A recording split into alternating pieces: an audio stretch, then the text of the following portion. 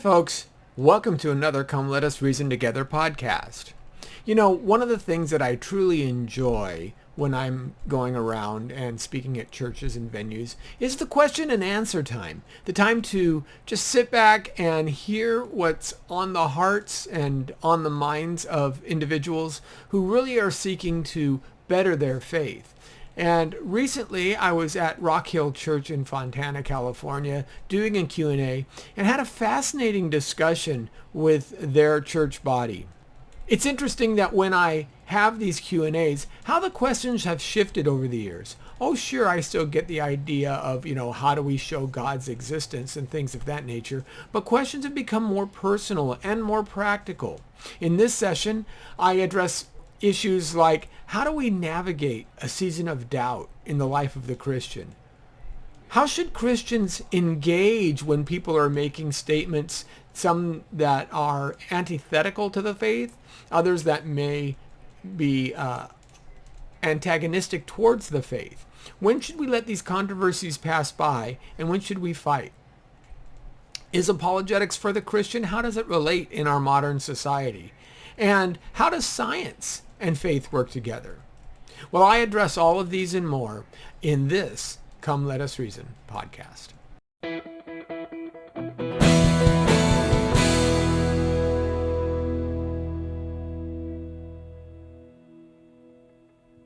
Without further ado, I'm going to introduce Lenny to come and join us. And Lenny Esposito is president and founder of Come Reason Ministries. And I was talking to a couple of you right before we started about it tonight. And what that is, it's a Christian apologetics organization. He's taught apologetics all around the country. He's an in-demand speaker. He's been talking about apologetics and studying it for well over 20 years.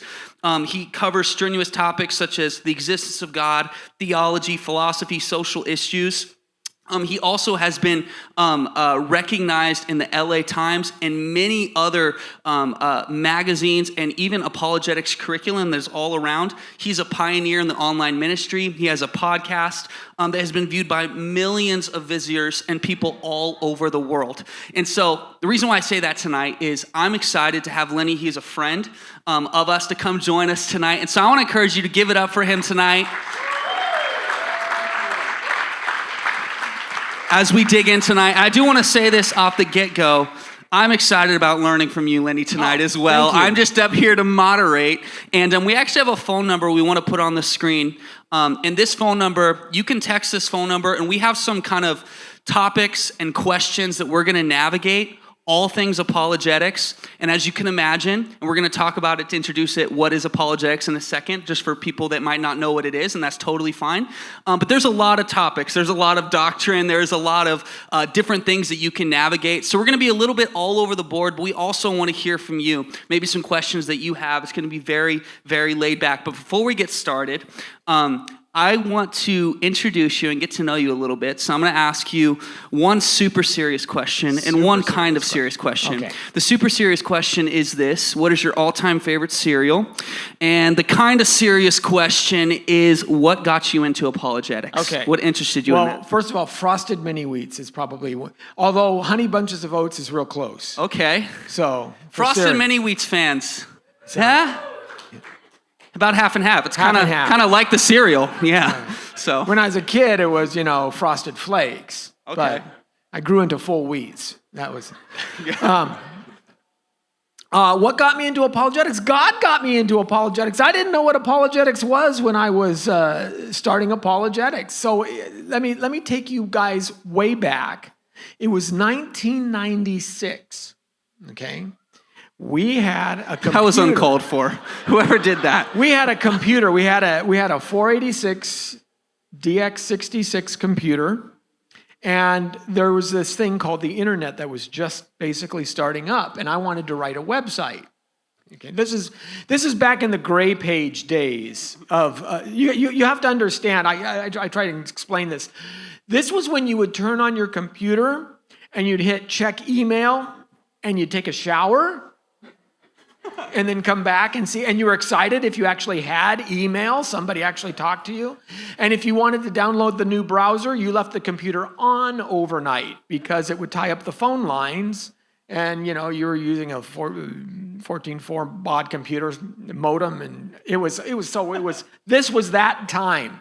And I wrote my first website, but in order to write a website, you have to have content, right? So I had to go and find someone that I could engage with. And I went on, back then they had what they called bulletin board systems, BBSs. This is before forums, all of that stuff. CompuServe was about starting off at that time. And I found a guy who was an atheist and a Christian, and they were going back and forth on this BBS. You had to put in a floppy drive in order to access the local BBS. So I found that he had a bunch of objections. I wrote answers to it, called it Answering an Atheist, put it up as a brand new website, and he wrote back, and then I answered that, and then somebody asked another question, and I answered that, and that's how I got into apologetics. It was God just pulling me in and kind of dealing with. I wanted to do something where people would take the Bible seriously, and that's how it happened. So yeah. Wow, that's so encouraging. And I was 3 years old in 96, so I don't remember that time very specifically. But listen, apologetics, you might be in the room and you might be even in the back of your mind thinking, oh, I don't know if this is for me. I don't know if apologetics is something that I need to know about, something I need to be interested in. And I read this quote that I want to read. It's by T.S. Eliot. It's from his book, The Idea of a Christian Society. It says, the problem of leading a Christian life in a non-Christian society is now very present to us. And as far as the Christian who is not conscious of his dilemma, and he is in the majority, he is becoming more and more de-Christianized by all sorts of unconscious pressure. Paganism holds all the most valuable advertising space. And there's a couple different surveys that were done, and many of you might have heard of these, the Barna survey, that really talked about how secularism and Marxism and postmodernism is really affecting Christians. There's the Gallup, there's the Pew Research that identifies the none group, which would be atheist people that just don't have any beliefs, is in the top 4 religions in the world. And of millennials, 1 out of every 4 millennial is a part of this none group. They just don't have any beliefs. And the statistics are showing these years that even if someone grows up in a Christian home and they're involved in church, ultimately statistics say they're probably going to walk away from the faith at some point. And so I want to encourage you with this. Apologetics is not something that we just should be interested in. It's something that we have to be interested in. It is the future. It is tomorrow. When I was young, I didn't really care about paying an electric bill. I didn't have to. But now that I'm old, I can't just tell the electric company, I'm not going to pay it. I'm not interested in that. No, it is a necessity in life. And believe me, I've tried. You can't do that. So I want to encourage you.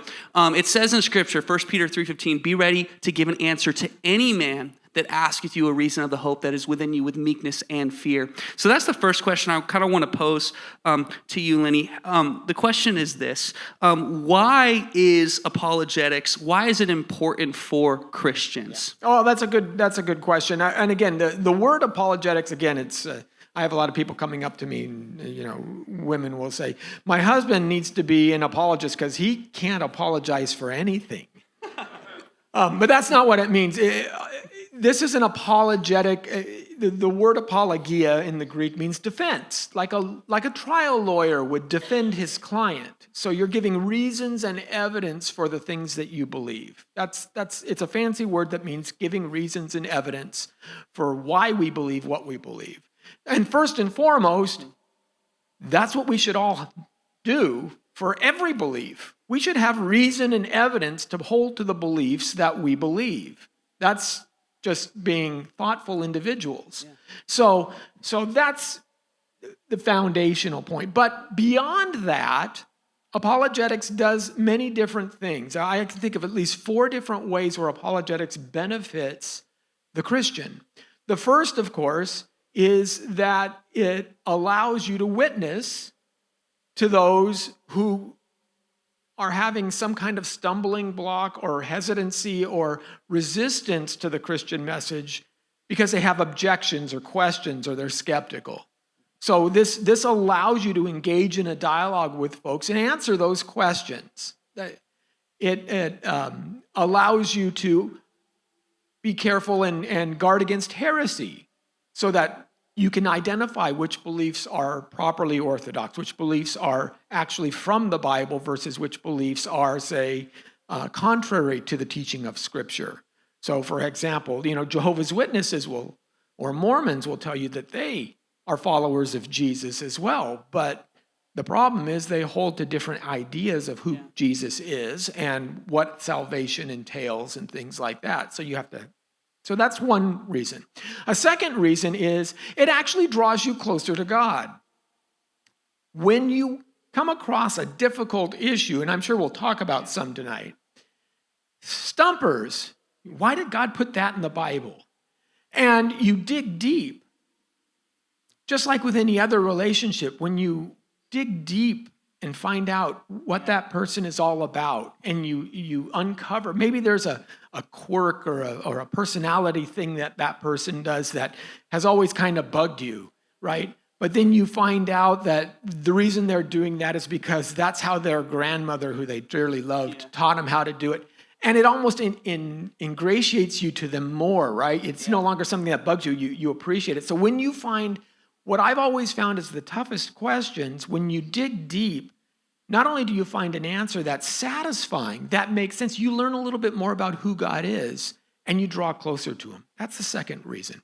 The third reason is that it ministers to you in your walk. Now, most people accept their faith and they go on their way. And they don't really get their faith challenged until a crisis comes. And you're in the washer, right? You're in the cycle. Now, how many of you have had an experience, what I call the Job cascade? Remember the book of Job, chapter 1? All these terrible things happened to Job. And Job says, hey, God gives, God takes away, blessed be the name of the Lord. And he prays. And what happens? Things get worse. It's at that time that I hear so many people saying, is this stuff real? Can I believe this stuff? Yeah. When my wife was pregnant with our third child, we have 4. My wife is a member of the Moab tribe, mothers of all boys. We have 4 boys. But number 3, woke up early in the morning, we thought she was going into labor. Drove to the hospital. Turns out she wasn't going into labor. She had a very serious condition called HELLP syndrome, hemolysis, enlarged liver, low platelets. Basically, take out 3/4 of your blood, replace it with water. Her liver was shutting down, and she had so few platelets in her bloodstream that she wouldn't be able to clot. And the doctor said, this is fatal. Your oxygen levels should be about 15, 16. 5 is considered life support, and you're at 4.3. Well, how do we solve this? Well, you have to take the baby out by C-section. But she can't clot, you see. So it's a real deal. It's a whole thing. They actually did that C-section, minute 37 seconds. It was that serious. It was. I'm sitting, now they're working on her after the fact. Baby was 3 pounds, 15 ounces. I'm sitting in what should have been the labor and delivery room, tangled sheets, the lights are still off. It's been an hour. I don't have any idea what's happening to her. Praying and looking up and saying, the thought flashes, are my prayers just something that's bouncing off the ceiling? Am I deluding myself? And 2 thoughts came to me. The first one was, I know God exists, and I know it because I've heard the best arguments by the best atheists on the other side. I've studied them, and I've refuted them. And I know Jesus rose from the dead. I've looked into that. I've challenged it myself in a time where I wasn't emotionally disturbed. I was objective. And God, I don't know what you're doing, but if I know those 2 things, I can put my trust in you. That's why apologetics is important. Yeah. Yeah, no, so good. There's so many different directions we can go from that. And what you just ended on, I wanna kind of talk about it. How many of you in the room would describe yourself as rational thinkers? You're a black and white type person. So this question is kind of gonna go out to you, because I think a lot of people in the room might say, well, I know God exists because, he's done so much in my life. I've had this specific instance, but I want to ask this question, maybe for some skeptics or someone maybe has some skeptics in their life, and I think all of us to some extent have them. The question is this: what is the evidence for the existence of God outside of religious texts? What is some general revelation that we can point to prove the existence of God? Yeah, that's a great question. Well, and traditionally, this is something that Christians have dealt with for millennia. Yeah. Augustine and, of course, St. Thomas Aquinas in his 5 ways, and others have talked about this. So let's just start with the basics. What we call the cosmological argument. Basically, why is there a something rather than nothing? Now, think about this. When, again, you have kids and you walk home and you see that there's muddy footprints on the carpet or crayon marks on the wall, and you call in the kids, right? Okay, who did this? Yeah. And what do you hear? Not me. Not me. Every parent says the same thing. Look, they didn't just appear there. They don't just spontaneously pop into existence. And why do we say that? Because out of nothing, nothing comes. Yeah. Okay? The universe is a something. Where did it come from? Now, I want to be careful in this because somebody will say, well, God is a something. Yes, but there's a difference. The Kalam cosmological argument says anything that begins to exist must have a cause. The crayon marks weren't there, then they began to exist. The universe has a beginning of its existence. Everybody recognizes that. And the most dedicated scientists and astrophysicists are confident in that. And I won't go into the technical details unless you really want to know, but the universe began to exist, therefore the universe must have a cause for its existence.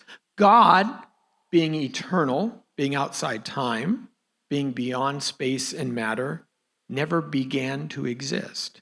To say what caused God is to kind of say, well, where's the corner of a circle? It's a category error. God always was, always will be, just like a circle always is and goes around and around. But the universe is not like that. We know it had a starting point. And so, therefore, something had to cause the universe to come into existence. That's one reason why we know God exists. Here's another. If there are real things like right and wrong, good and evil, then there's some kind of moral law to which we're appealing. If there's a moral law, then there must be some kind of moral lawgiver to establish that law. C.S. Lewis famously said, when he was wrestling with this question of morality, and he says, how do I know what's right? When I object, how do I know what a crooked line is unless I have a straight line against which to compare it? And so for Lewis, he says that straight line is God. It's the morality that comes down from above. And that morality has to come from somebody higher than humanity. It can't be somebody, because if we are just making up the rules ourselves, then they're not really rules, right? If I go out here to Church Street and I say, you guys are all driving too fast, I'm going to change the speed limit to 25, and I start handing out tickets, anybody going to stop? Who are you? What do you care, right? But if it comes from an authority, somebody that transcends humanity, then it's applicable for all of us. So the fact that moral rules exist, the fact that we show design in creation is a design in creation implies a designer. And messages within creation imply an intelligence. Yeah. You have the idea that the fact that we can reason. Where does our reasoning capacities come from? Because you don't just have matter that starts to think on its own. And to reason is actually 3 steps above simple thinking. It's not even things that animals do. Where does that come from? The idea of beauty. Beauty is an objective idea. Now, people sometimes balk at that concept. They think that beauty is simply in the eye of the beholder. Well, let me tell you, that's not true. Anybody who goes to the edge of the Grand Canyon and somebody asks, what do you think? That's hideous. Nobody says that. They may say, well, I'm not in the mood to appreciate it. But everyone recognizes that there's beauty in a sunset. There's beauty in a mother cuddling her brand new baby. Yeah. Beauty is something objective, and we find the source of beauty in the one who is the most beautiful. So truth, goodness, beauty, these things have to have an ultimate end in order to understand them. So there's many ways we can talk about how we know God exists. And we either have to deny any kind of objectivity to all of this stuff, in which case then morality goes out the window and everybody gets to do what they want, which is going to lead to chaos. But no, you have to answer these questions. Where did the world come from? Where did morality come from? Where did reason come from? All of these argue for God's existence. Absolutely. And I like how you tied science, because a lot of people would say that science and faith, or faith in a creator, are at opposite ends of the spectrum, and they're competing. I heard someone explain it this way. They said that even to say something like the Grand Canyon is beautiful, we're relying on our senses. We're relying on the science of that, and there's faith even of our senses that is telling us it's beautiful, or something smells good. We're putting faith in the science of our own body. And so this question was actually submitted by someone in the crowd. It was anonymous because you did not leave your name. But they said, how does science work into faith? And if you wanted to answer it, they had a cliff note, a couple bullet points of dinosaurs, life on other planets. But the main question was, how does science work into faith? Those are two far ends of the spectrum. Yes. So try your best. Okay, well, first and foremost, you have to realize that science and faith are not enemies. They never have been. In fact, and I've taught this on many times, without Christianity, the modern practice of the scientific method, the Western scientific approach, would never have existed. Yeah. And historians over and over again are recognizing this. The Chinese developed a lot of interesting things, gunpowder well before the Westerners. The ancient Greeks and Romans had certain advantages that were helping them live in practicum, but they never took it beyond what they simply needed to survive. In Christianity, in Western society today, we explore things for the sake of exploring them, right? Why do we go to the moon? Because we want to understand it. That's because the early progenitors of science said, there is a God who is orderly. He has a set of laws that he has the world run by. And if he has a set of laws that he has the world run by, those laws can be discovered. And so you have Michael Faraday, so you have Francis Bacon, so you have Kepler, Johannes Kepler. Read some of his, these are all giants who established aspects of science. And their quotes are just replete with praising God and trying to think his thoughts after him, right? It is the glory of God to hide a matter. It is the glory of man to find that thing out. And that's what science is based on. So science isn't an enemy of faith. In fact, that story only kind of started spinning up after Darwinism entered the picture, and the proponents of Darwinism in the 19th century wanted to try and make this an us versus them kind of approach. So it's a kind of a fairy tale that grew up. So that means that, and again, the Christian fathers have always said that there have been 2 books that God provides for us, the book of nature and the book of Revelation, which is the Bible. So we get specific understanding of who God is, the Trinity, aspects of how we relate to him through the Bible. But we also get certain understandings of who he is through his creation. The heavens declare the glory of God. The firmament shows forth his handiwork. Day unto day reveals knowledge. Night unto night, right? Speech. As a matter of fact, Psalm 8, at the end of it, it talks about the fish passing through the paths of the sea. Well, there was an Annapolis graduate who was convalescing after, I think it was after the War of 1812, and he was in the hospital. He had been wounded. They started reading the Bible to him. That was his practice. And when he heard Psalm 8, he stopped. And he said, the Bible says that there's paths in the sea. If the Bible says there's paths in the sea, I got to find that out. And he goes out and he starts charting. And sure enough, he discovers ocean currents and shipping lanes that follow the different ocean current flows. Because he read the Bible and understand, he becomes the father of modern oceanography. Yeah. But you see, science is there to discover what God has already done. And when we see things like dinosaurs, we can marvel at the creation. We can also understand what death actually means. And that's another important aspect of it. When we talk about other planets, the beauty of the stars and the beauty of the vastness of space, it also speaks to this, not only God's existence, but it speaks to how much he cares for us.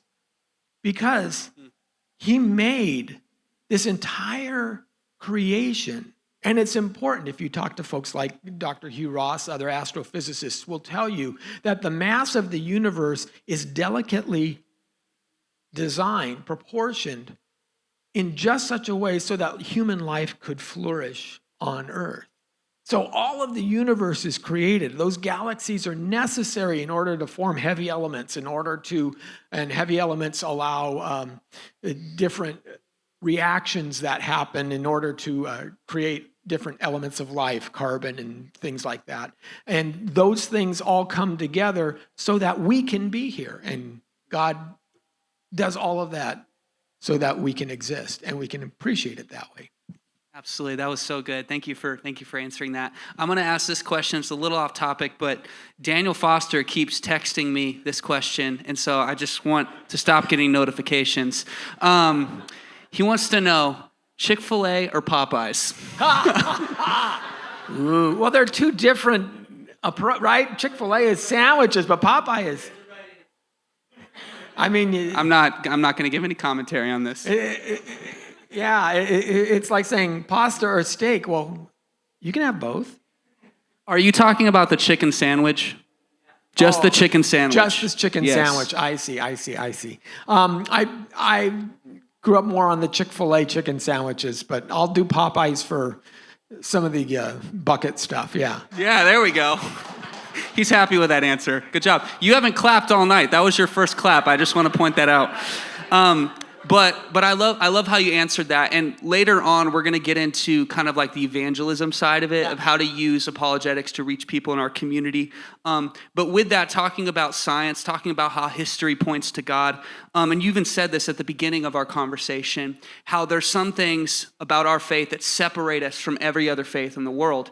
There are many faiths that believe in a man named Jesus, but the one thing that separates us is that we believe that he rose again on the third day. And so that is a huge pillar of our faith. Without it, Paul says, if he didn't raise from the dead, what are we doing? We're just doing nothing at the end of the day. This conversation doesn't matter. So the question is, how can we know for sure that Jesus rose again from the dead? How can we know about the resurrection? You pointed to the first piece of evidence, which was the Apostle Paul in 1 Corinthians 15. So 1 Corinthians 15, 3 through 5. And I think last time I was here, I did a couple of things called Hidden Ways that the Gospels Prove Reliable. And that talks about how the Gospels show themselves to be historic text, biography, not fable, right? There's three choices that you have, really, with Jesus. Maybe four now. C.S. Lewis used the liar, lunatic, or Lord trilemma. But there's actually kind of a fourth one. So what I said is Jesus is either, the idea of the resurrection, it's either a fraud, it's either something people intentionally committed to try and garner support or find followers. Or it may be a fable. It may be something that grew up over time, like a rumor, like Elvis sightings or something like that. And a lot of people hold to that second view. You hear the Zeitgeist movie and the idea that there's all these dying and rising gods in the past and all that stuff. Or it could be fact. So I put in fraud, fable, or fact. Okay. It can't be fraud because we know, again, when we examine the evidence, it's too tight. So take 1 Corinthians 15, for example. Paul writes this to the saints in Corinth. The letter he's writing is about AD 51, I think, something like that. And he's saying, when I was with you, I told you these things. Now, when was Paul in Corinth? Well, that's Acts chapter 18. So you have to step back. Paul had this idea that Jesus was crucified under Pontius Pilate, died, was buried, rose again the third day in fulfillment of the scriptures, appeared to Peter, appeared to the 12, appeared to 500 others. Okay. He said, I told you that stuff when I was with you. That was maybe AD 48 or something like that. But he also says something, I gave unto you that which I first received. That means when Paul first became a Christian, he heard this and was taught this by the existing Christians. When did Paul first become a Christian? Well, now you got to go all the way back to Acts chapter 9, the Damascus Road experience. When's Acts chapter 9? That's just about 3 to 5 years after the crucifixion itself. Remember, Stephen gets stoned by the Sanhedrin, and the guys are throwing their cloaks at Paul's feet. And then Paul immediately says, hey, I want to go and catch all these Christians.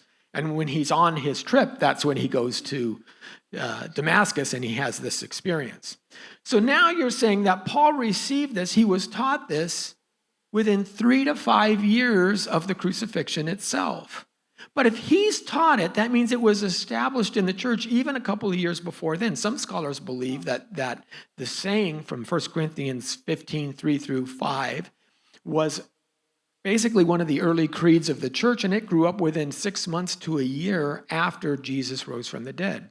Now, how do you create a fable when everyone is still around to counter it?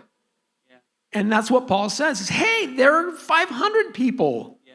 He saw it. Some of them passed away. Some of them are sick. But there's still others who are alive. Go check it out.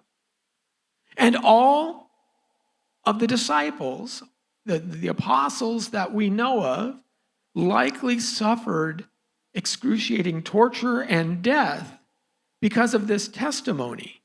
Chuck Colson, in his book, makes a very good point. He says, we had the most powerful people in the world trying to make a cover-up of Watergate in the 70s. And we couldn't last 2 weeks after the heat was turned on us.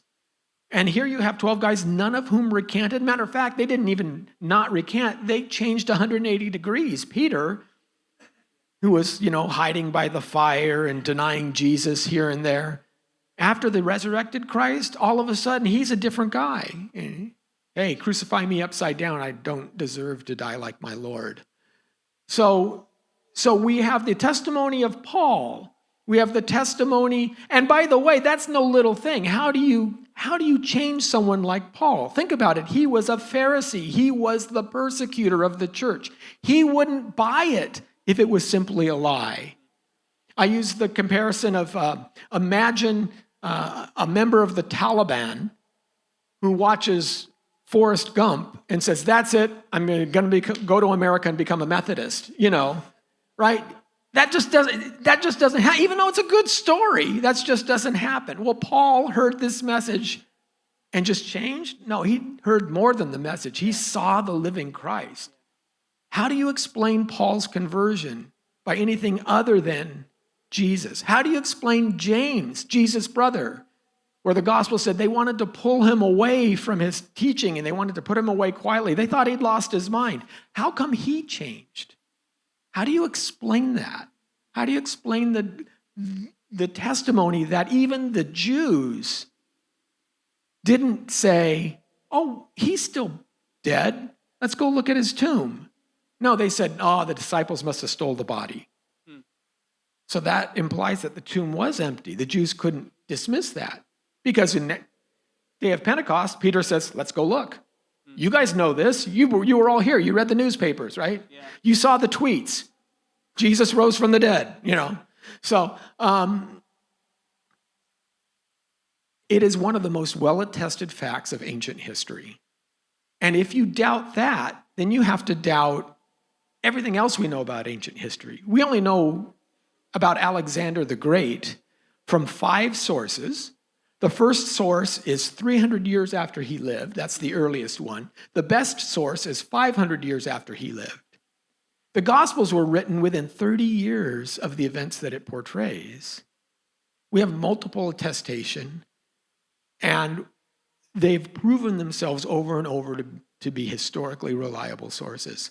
You just can't doubt it. There's just multiple evidences to where we can be confident that Jesus rose again. So good. That's so good. Thank you for sharing that. And you did say something about doubt there. And so I want to go into that. We got a really good question from the audience. And I did the math.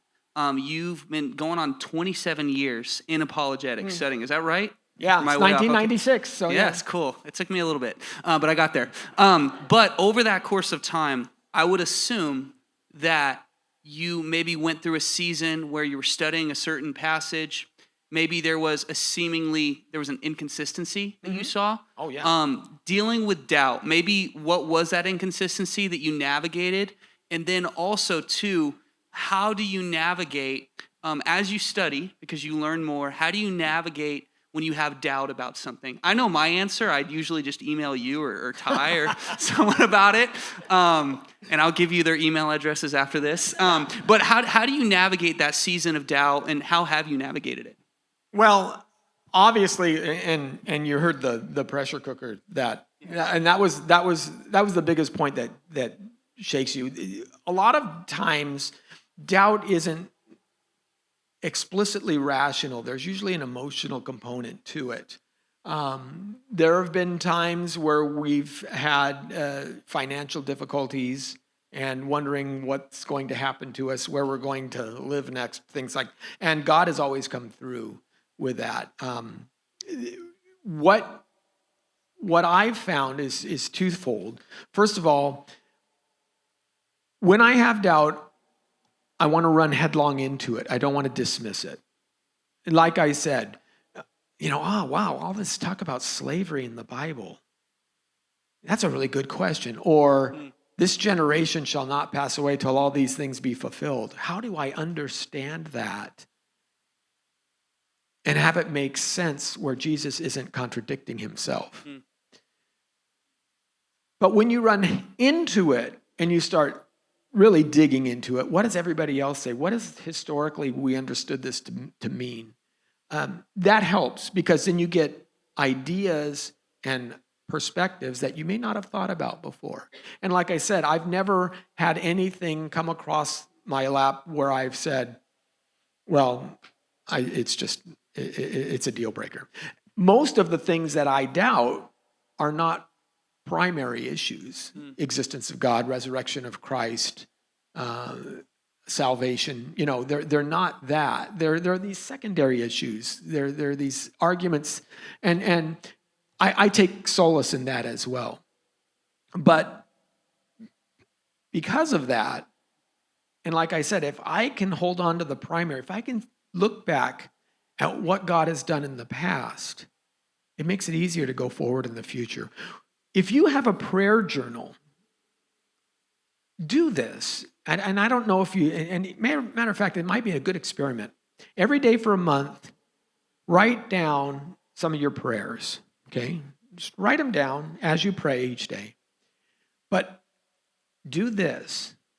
When God answers that prayer, and it may be 3 weeks later, go back and say, God answered this. Here's how he answered it. Because we remember what's in front of us, and we feel the pressure of what's in front of us. We often forget how much God actually meets us and answers the prayers that we've lifted up to him.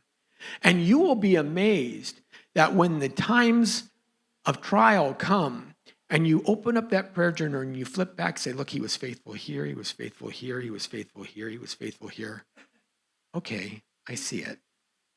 And just something that simple can really help you forward in your Christian walk. Yeah, that's so good. We are getting just a ton of really, really good questions. And we can't get to them all, but we have a couple more that we're going to cover. And then I want to encourage everyone here. Part of the reason why we're having the gathering time after, I know I talked to Lenny. He's going to be available after this. He would love to talk more By the way, there is about 1,000 articles I've written on my website that covers a lot of questions, so that you might be able to find them if you go to comereason.org and just type something in the search engine. I wanted to say that because as you were talking, I got like 15 more. So I just want to I don't want anyone to be offended if I don't get to your question. Is there a mattress in the back? Yeah, exactly. But couple of these questions are really good. And where I want to end is on the evangelism side, like I said. But someone said, for people starting out in apologetics, where to start? That's the simplest way to ask. Here's what you do. You don't try to go wide. Try to be specific and go deep. Take, first of all, a topic that you're passionate about. Here's what I recommend for anyone. If someone at work is asking you a question, someone you know, first of all, it's relational. Okay? This isn't putting notches on your Bible. You're talking to an individual.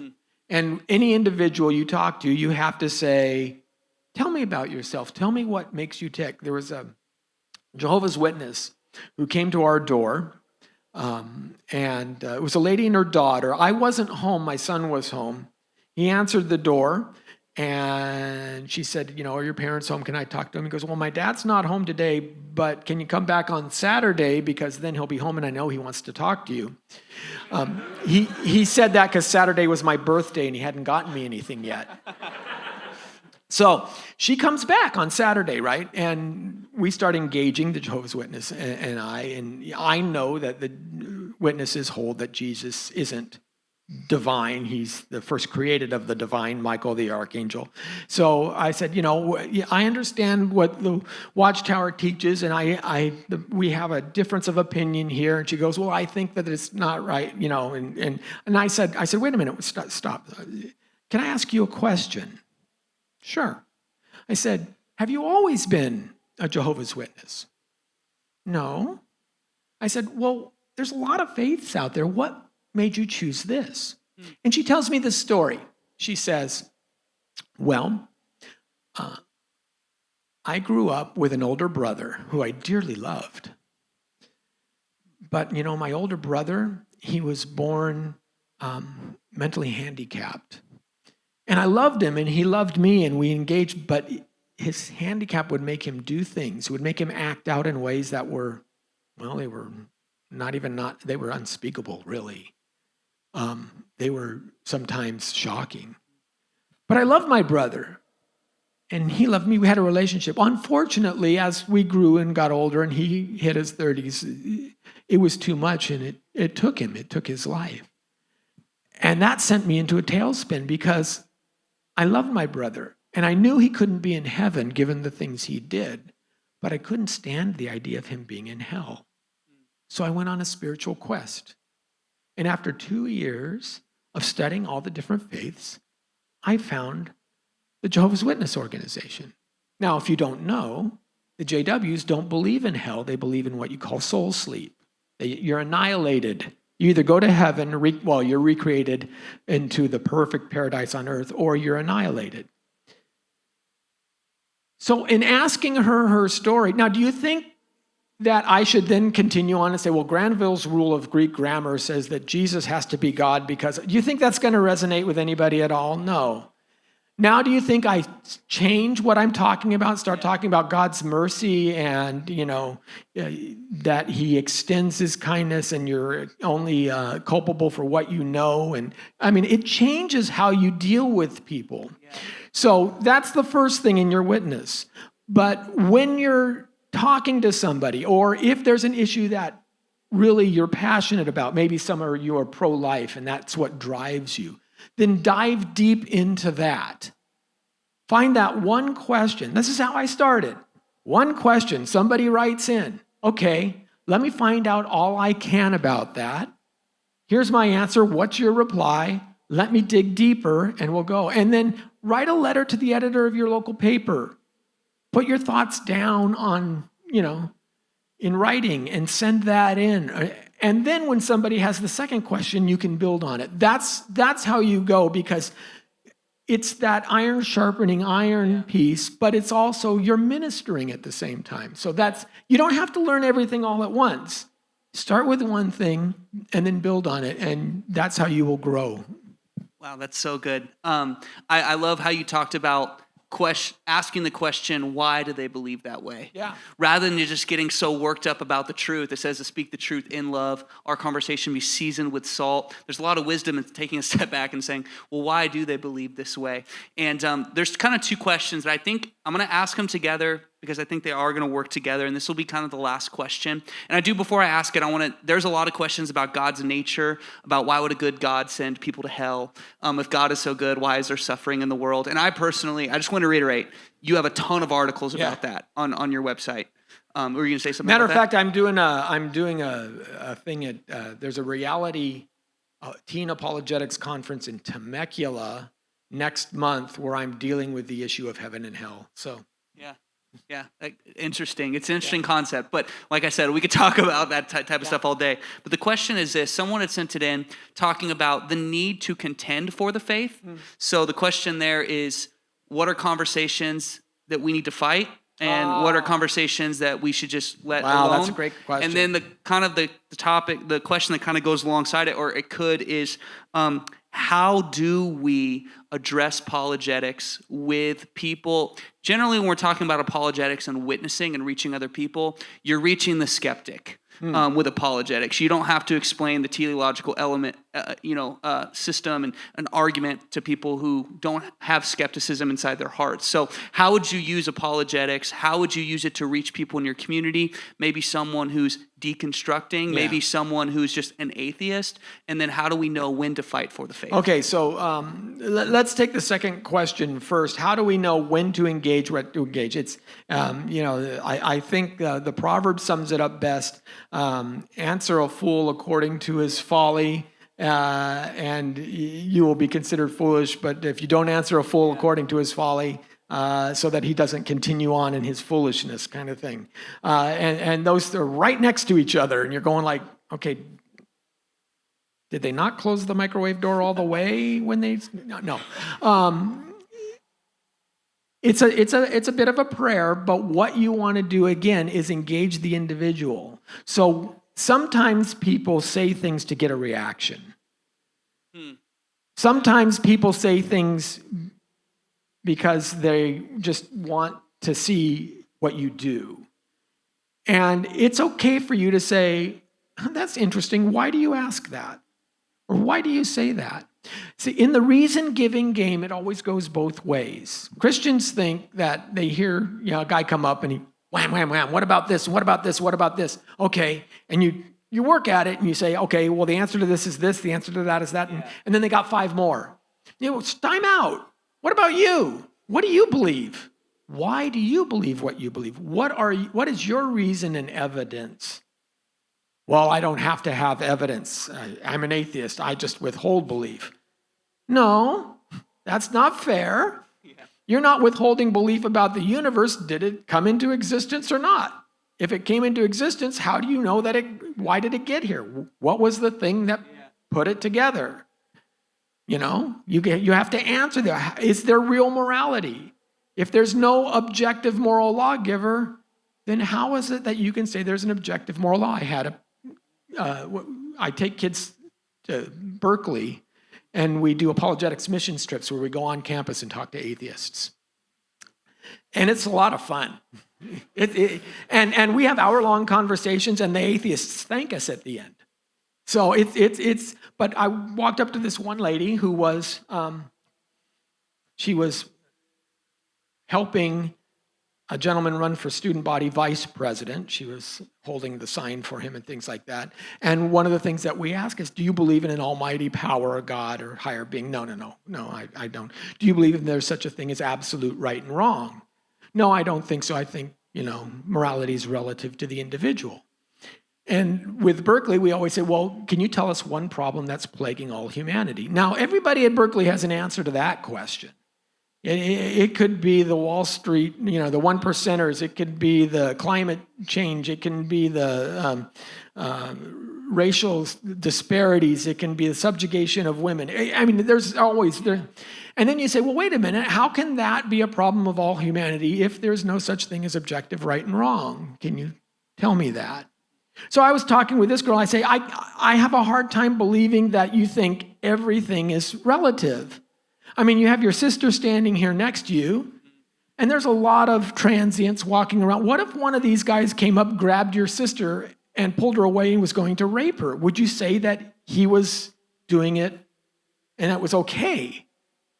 Well, I don't know. I mean, he could be schizophrenic and believe that this is what he needed to do. She says, well, I think if he really believed it and it was good for him, then it must be. I said, and I looked at her. Now, first of all, her sister went, say what? I looked at her, I said, you're lying to me right now. I said, what you're doing is you're trying to save face by throwing off an argument. If this is real life, you're screaming for the police. You know that and I know that. You have to account for your values. And so when you engage people, how do you know that? How did you come to that conclusion? And what do you mean when you say morality? What do you mean by that? How can you explain it for me? You don't even have to carry the burden of proof. You can tease this out of people and engage them. But by doing that, you will be able to screen out a whole lot of folks who are just making noise. Because most people, again, and if you're having a real conversation, they'll say, yeah, no, I never thought about this stuff before. And that's why they're so excited about having the discussion, because you do what I call the second grade class photo approach. You all know, remember your second grade class photo, all 30 kids lined up, the teacher standing at both sides. Remember that thing that they used to take pictures all together? And then 3 weeks later, they would pass them out. And what's the first thing that you did? You look for yourself. Why? Because you're the most interesting person you know. Okay? Take the second grade class photo approach. Tell me about you. Tell me about your story. Tell me about why this is intriguing to you.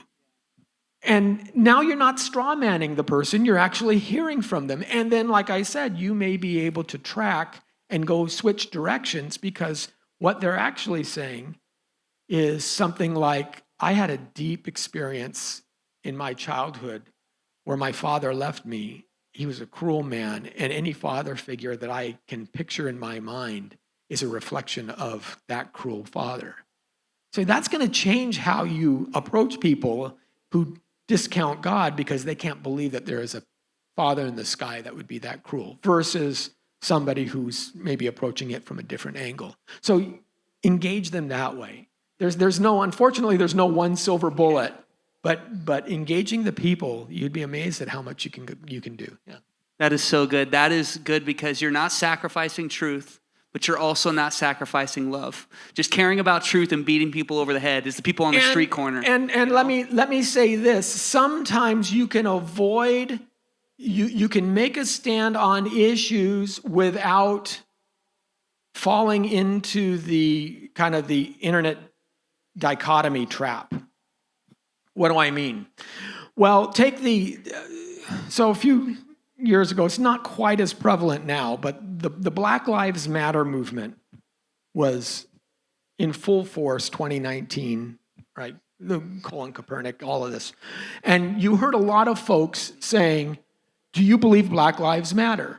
Now, I understand where that's coming from. I understand that there are many people who are tired of seeing their kids being gunned down.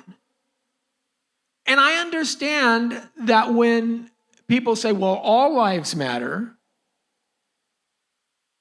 what the other person hears is like saying, well, my wife has cancer and it's horrible.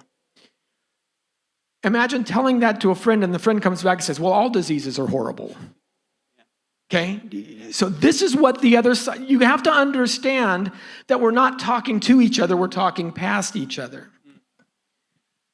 I also understand that there's many people who say Black Lives Matter will then associate you or affiliate you with a political movement to which you may not be comfortable.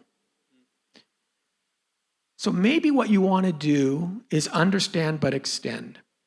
So when someone asks me, do you think Black Lives Matter? I say, I'll go further than that. Money matters, right? I mean, we all believe that. Black lives have inestimable worth. They're made in the image of God, and they're priceless. Is that Christian? Absolutely. Do you think anybody who said, do you think Black Lives Matter is going to dismiss that? But at the same time, I've decoupled it from the political. I've embraced it, but extended it. And now I'm saying, and the reason it matters is because they reflect their creator, who is God. Let's talk about that. And now we're into the next step of the conversation. So you can do that with some of these hair trigger things. It doesn't have to be this answer or that answer. Sometimes there's a way to bridge that gap. And that's how you can avoid kind of some of the pitfalls that you may find in some of these conversations. That was so good. That was so good. Thank you for sharing that. And what a way to end it. And we could talk about that for so long. But let's give it up for Lenny tonight and thank him for coming to join us.